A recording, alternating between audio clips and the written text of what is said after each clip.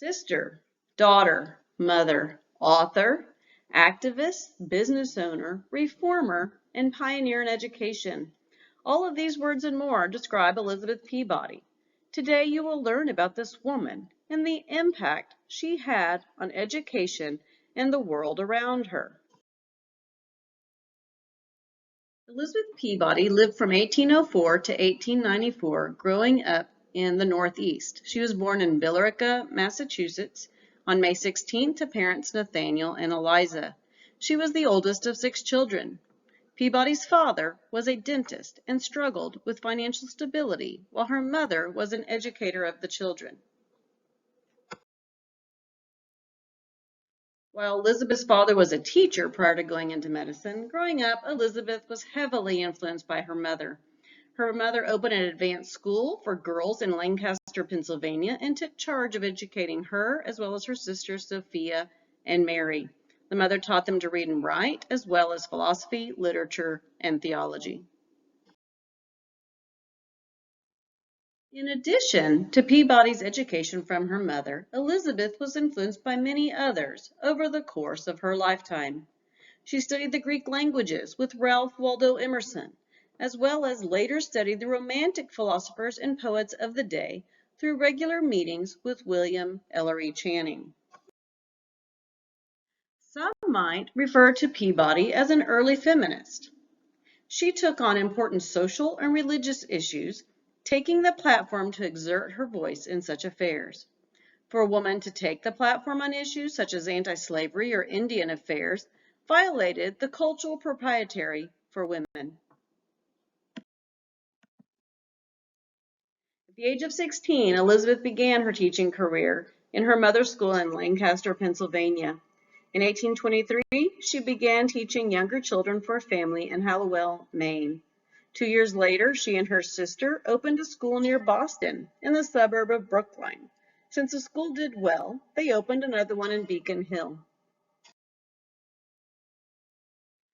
Elizabeth and Mary developed a curriculum designed to capture the child's imagination through the study of literature, the arts, dramatic play, and creative writing. Based on her work at the school, Peabody authored a series of textbooks and guides for teachers in which she advocated an education of loving nurturance, example, and exploration. In 1828, both schools closed to saturation of schooling options in the area. The Peabody sisters struggled to enroll the needed students. Elizabeth, in need of money, eventually partnered with Bronson Alcott, another educational reformer. Alcott took interest in Peabody's work, leading to the opening of a new school. Alcott, an educator who established new ways of interacting with children, took interest in Elizabeth's teacher guides. Peabody helped Bronson establish the Temple School in Concord in 1834, and later published a book, Record of a School in 1835, describing his innovative yet controversial ways. After a year of observing Alcott's method, Peabody was convinced that her own methods were far superior. He was strict, and the children were not engaged in exploratory learning. After the writing of her book, their differences became more apparent. She told him as much, and they parted ways. Their collaboration ended in 1837. Returning to Boston, Peabody returned her attention back to social and educational reform. She decided to open a bookstore to promote her interest in transcendentalism, providing literature as well as texts in foreign languages. The store hosted many literary discussions with radicals like Margaret Fuller. The New England Transcendentalist movement was initiated by Nathaniel Hawthorne and attracted people like Walt Whitman, Margaret Fuller, and Henry David Thoreau. Elizabeth played a major role in the Transcendentalist movement. The movement, originating in Germany, began in the New England area in Concord, Massachusetts. Transcendentalism was a literary movement that started as an offshoot of Unitarianism. Unitarianism was a liberal movement and is the belief that God does not exist in the Trinity, which is the Father, the Son, and the Holy Ghost, but in one person. So in essence, there is no correct God. As teachers, those who adhered to the transcendentalist ideals respected the individuality of their students and felt responsible for helping them develop their own self-reliance. They acknowledged inborn goodness and intuition in people and believed that man could approach God through nature.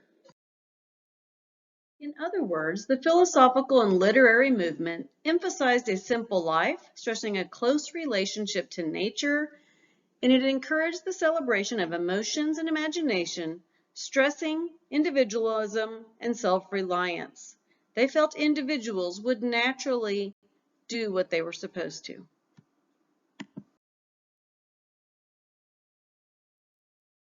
The dial was instrumental in spreading the transcendentalist movement. Elizabeth became the first female publisher in Boston. She published the Dial, which was the official journal for the movement in the early 1940s, where she also wrote poetry and critiques for the journal. The second journal was her own single-issue journal, Aesthetic Papers, published in 1849. One of the most notable contributions by Elizabeth Peabody was that of the leader of the kindergarten movement across the United States. In 1859, Peabody read an article by Friedrich Froebel in the German kindergarten. Froebel seemed to adhere to her own philosophy of early childhood education, and she immediately urged others to add kindergarten to their schools. In 1860, Elizabeth and Mary opened the first English language school in Boston, advocating for kindergarten over the next 30 years. Elizabeth wrote many influential articles in hopes of spreading the development of this movement. The publication of the Guide to the Kindergarten in 1863 initiated the kindergarten movement. During the late 1860s, Peabody toured Germany and recruited Froebel students to work in model kindergartens in Boston, New York City, and Washington, D.C., as well as Los Angeles. She formed a national network of kindergarten teachers, lectured throughout the country, and founded and edited the Kindergarten Messenger. Although her health began to fail in her later years, Peabody continued to work for the cause of kindergarten well into her 80s. Today, her legacy is still evident through the work and services of the Elizabeth Peabody House in Boston, which includes preschool programs, after-school care, and community outreach. She died in 1894.